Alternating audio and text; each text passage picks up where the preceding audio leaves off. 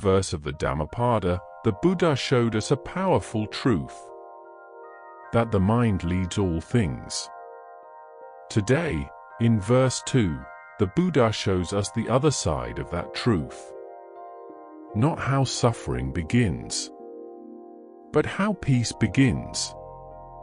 This verse reminds us that the same mind that creates suffering is also the very mind that can create happiness, clarity, and freedom.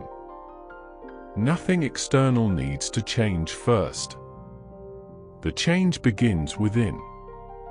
Let us reflect on the second verse of the Dhammapada.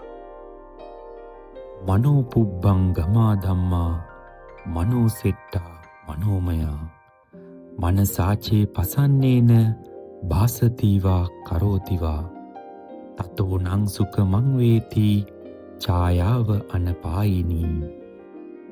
Mind is the forerunner of all states. Mind is chief, mind-made are they. If one speaks or acts with a pure mind, happiness follows like a shadow that never leaves. The Buddha places verse 2 immediately after verse 1 on purpose. Verse 1 warns us, an impure mind leads to suffering, just as a cart follows the ox. Verse 2 reassures us, a pure mind leads to happiness, just as a shadow never leaves us. This is not poetry alone. It is a law of experience.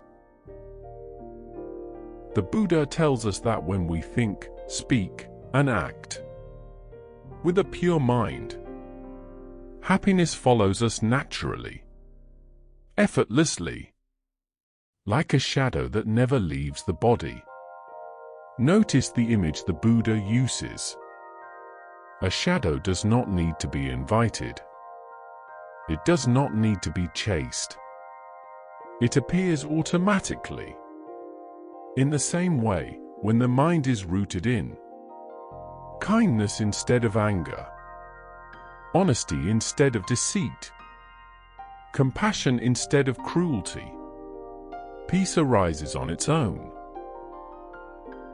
This verse is often misunderstood as saying, "Be positive and you will be happy."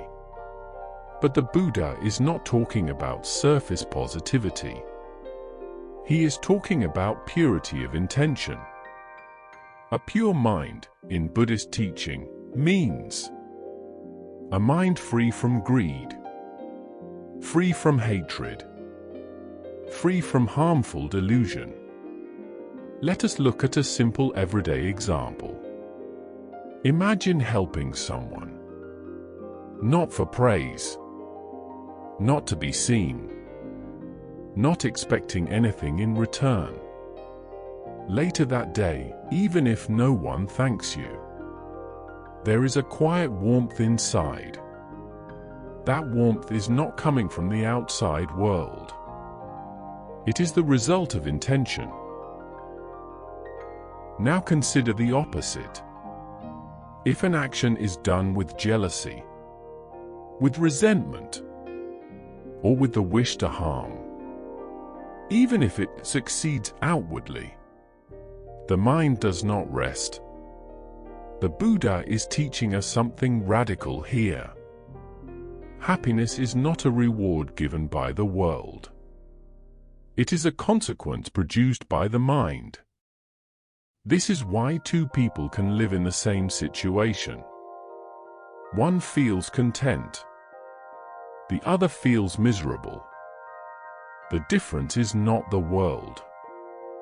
It is the quality of mind. Verse 2 gently invites us to ask, what is the intention behind my words? What is the state of mind behind my actions? Because whatever follows us, suffering or happiness, begins there. This verse is not meant for monasteries alone. It applies when we speak to our family, reply to a message, make a decision at work, or even speak to ourselves. Before acting, we can pause and ask, is this coming from clarity or from agitation? That single pause is already the path beginning to unfold. In the first verse, the Buddha warned us, an untrained mind leads to suffering. In this second verse, he reassures us, a trained and pure mind leads to happiness. Naturally, quietly, faithfully, like a shadow that never leaves.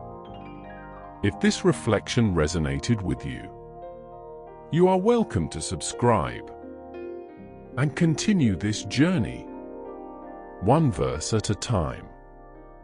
You may also share your reflections or experiences in the comments. When shared mindfully, understanding deepens. In the next verse, the Buddha shows us how careless speech and action can shape an entire lifetime. Until then, may your thoughts be gentle, your intentions pure, and your path steady on the path of the Dhamma.